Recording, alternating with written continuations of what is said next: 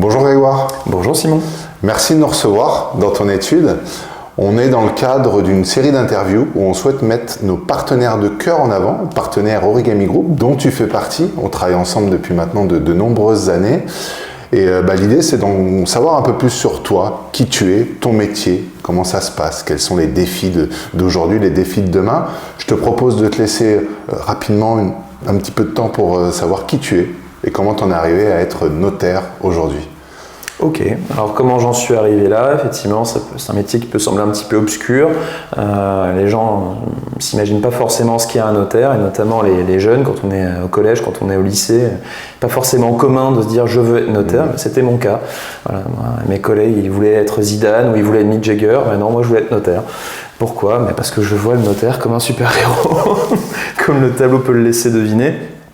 La raison est simple.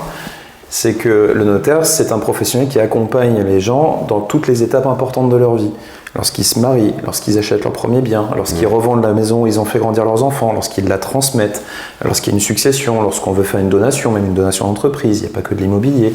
Voilà, quand on veut organiser, structurer ou réorganiser, effectivement, on peut accompagner les gens et que dans des démarches amiables. Un rêve de gosse, on fait les études. Devenu réalité. On passe, t'es clerc de notaire, c'est ça? Tu m'arrêtes si je me trompe sur les termes? Oui, alors c'est ça en substance. C'est-à-dire qu'on ne devient pas non plus le calife tout de suite. C'est-à-dire que même quand on a fait le diplôme de notaire, qui est quand même relativement long, puisque c'est 5 ans de fac, puis 2 ans d'alternance, puis un mémoire, donc ça fait en ligne droite 8 ans, on est en alternance, donc au début, donc forcément on doit apprendre le métier sur le terrain, on n'est pas le patron, on est rédacteur, donc on est, oui, notaire assistant, c'est-à-dire clerc de notaire. Et au bout d'un certain temps, quand on a accumulé de l'expérience, quand on a accumulé un peu de réseau, on peut soit racheter des parts, soit se lancer dans l'aventure entrepreneuriale, ce qui a été mon cas. Super. Voilà. On t'a demandé un lieu pour faire la vidéo. Tu nous as emmenés dans cette pièce, oui. Devant ce tableau. Oui. Alors, je laisserai les gens qui vont regarder la vidéo venir... peut-être pas visiter, mais en tout cas découvrir l'univers de tes locaux, parce qu'il y a vraiment un univers très particulier. Parce que ce n'est pas la seule surprise dans mes locaux. Et qu'on apprécie tous les deux énormément. Tu peux nous en dire un petit peu plus sur ce tableau, et puis pourquoi il est là? Alors, pourquoi il est là? Puisque on est en 2025, ça fait 10 ans. Il y a 10 ans, j'avais un partenaire qui avait posté cette photo sur son groupe Facebook. C'est un généalogiste, c'est celui que vous avez tout en haut à gauche. Les généalogistes, ce sont des professionnels qui retrouvent les héritiers dans les successions. Si j'ai une personne qui décède, elle n'a pas d'enfant, elle n'a pas de frères et sœurs, qui va hériter de lui, ils vont nous retrouver effectivement les différents héritiers. Alors, parfois c'est dans le village d'à côté et parfois c'est beaucoup plus loin. Et contrairement à nous, ils ont le droit de faire du marketing. Donc ils s'amusent beaucoup avec ça. Et ils avaient fait une année un tableau sur les super-héros et ils m'avaient beaucoup parlé.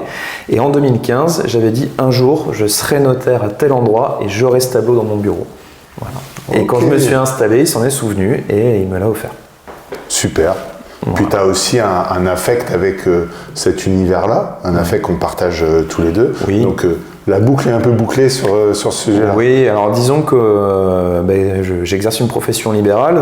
Donc libéral, c'est dire avoir la liberté, mais la liberté, c'est bosser beaucoup. Donc, c'est bosser quand on veut, mais beaucoup quand même. Oui.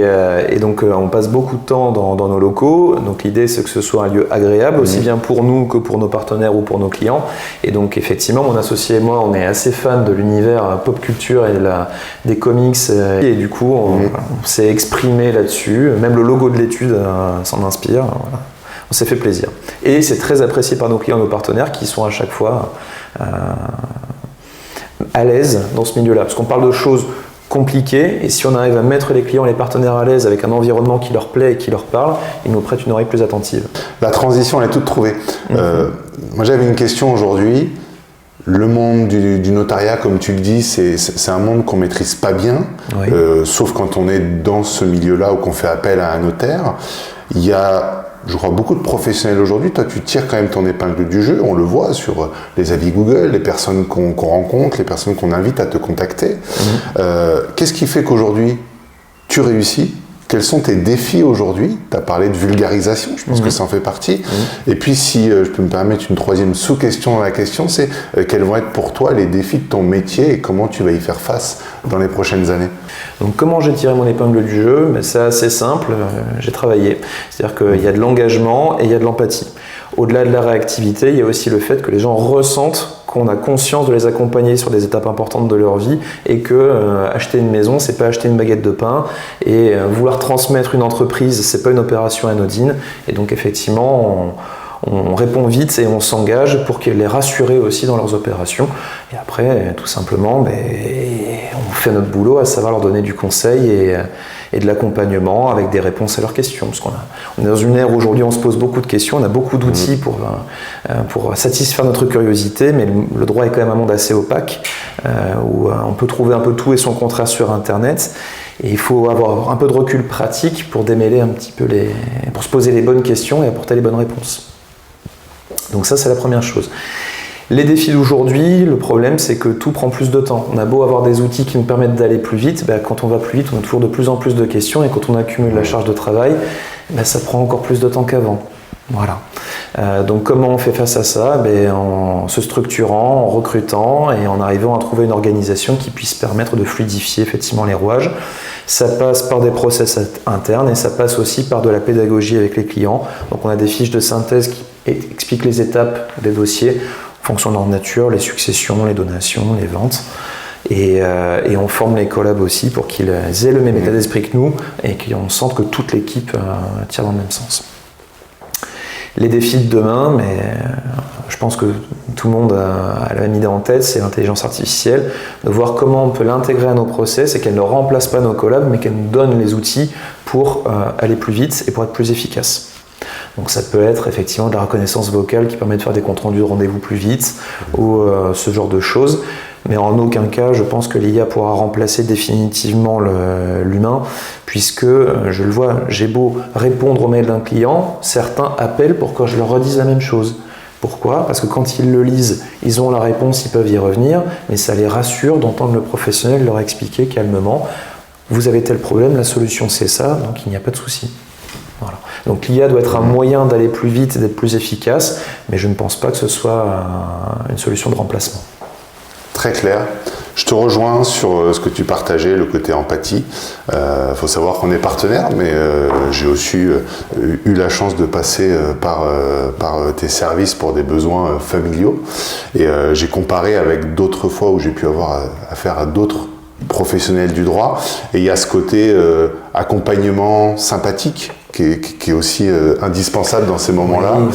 Compréhension, vulgarisation, et en fait on en arrive presque à rendre le truc très facilement compréhensible, sympa, et c'est des super moments, et je le vois aussi quand on bosse ensemble sur des dossiers clients, ça fonctionne super bien, parce qu'il y a cette pédagogie indispensable, et les gens sont tout à fait conscients de ce qu'ils sont en train de faire, pourquoi ils le font, et ça c'est indispensable pour la qualité de ton conseil. Alors ça, non seulement je pense que c'est pertinent effectivement dans la qualité du travail, mais moi c'est important dans la satisfaction que je retire de mon travail. Le but c'est pas d'aller à un oral en fac de droit et de dire à quelqu'un j'ai tout dit, parce que quand on va à la fac, on explique des choses à quelqu'un qui en sait plus que nous. Donc effectivement il fait le tri dans les informations qu'on nous donne. Alors que le client, que ce soit pour une succession, une donation, un divorce, une acquisition immobilière, il sait pourquoi il est là, mais il ne sait pas comment on va résoudre son problème. Donc c'est à moi de lui expliquer les choses de manière posée pour qu'il puisse bien comprendre ce qui se passe. Et au-delà de la différence entre 2015 et 2025, c'est qu'aujourd'hui les gens veulent comprendre ce qu'ils font. S'ils signent mais qu'ils n'ont pas compris, ils ne sont pas satisfaits. S'ils ont compris et qu'ils ont signé, ils sont satisfaits. Et effectivement, le but c'est pas de leur faire un cours de droit de 5e année, c'est de leur expliquer leur cas, quelle est la problématique, comment on va la résoudre, on voit qu'il n'y a plus de problème et donc on signe. Dernière petite question, on va parler d'interprofessionnalité. Aujourd'hui, on travaille ensemble sur des sujets communs, on voit que c'est beaucoup plus qualitatif pour les clients, mais parce qu'on a aussi en face de nous un professionnel qui comprend et qui est intelligent sur ce sujet-là. Pourquoi qu'est-ce qui fait qu'aujourd'hui tu es satisfait de ce travail avec Origami Group ? Alors il y a une réponse de juriste, le fond et la forme. Dans le fond, déjà, l'interprofessionnalité me semble essentielle parce qu'on a de tout évolue très vite, la jurisprudence évolue très vite, et donc on ne peut pas tout savoir tout le temps, et on a plus d'idées avec 2 têtes que dans une. Donc effectivement, quand on est face à une problématique nouvelle ou épineuse, eh bien on a la possibilité effectivement de se concerter pour trouver une solution, et c'est ce qu'on fait régulièrement avec ton équipe, notamment avec Claude. On a des échanges de qualité, aussi bien dans la fluidité des échanges que dans le contenu. Donc forcément c'est un plaisir. Et après, effectivement, on peut avoir un champ de vision limité sur certains aspects, et vous, les problématiques que vous avez sont plus panoramiques que les nôtres, puisque les choix qu'on peut faire avec un produit peuvent avoir des conséquences sur un autre aspect du patrimoine, et donc le but, effectivement, c'est d'apporter cette vision panoramique au client, que moi je ne peux pas forcément apporter, parce que je suis spécialisé sur un point bien particulier. Donc effectivement, le but, c'est d'éviter les angles morts, d'apporter un service de qualité, et si en plus on peut le faire avec des gens compétents et agréables, pourquoi se priver? Merci pour tes réponses, ce partage, Grégoire. Pour terminer, un dernier mot? Le mot de la fin, mais écoute, j'espère que cette vidéo permettra d'éclairer aussi bien les clients que les étudiants pour dire est-ce que j'aurais pas envie de devenir notaire? Moi aussi, je veux être un super-héros. Ou alors, quels sont les pouvoirs de ce super-héros? Parce que moi, je ne connaissais que les ventes immobilières. Est-ce qu'il n'a pas d'autres pouvoirs cachés, comme le droit de la famille, le mandat de protection future, la protection du dirigeant, ou tout simplement l'encadrement de la structure familiale? Voilà. Donc, pour ça, on peut consulter chacun d'entre nous et on aura l'occasion de se revoir avec grand plaisir. Merci Grégoire. Merci à vous.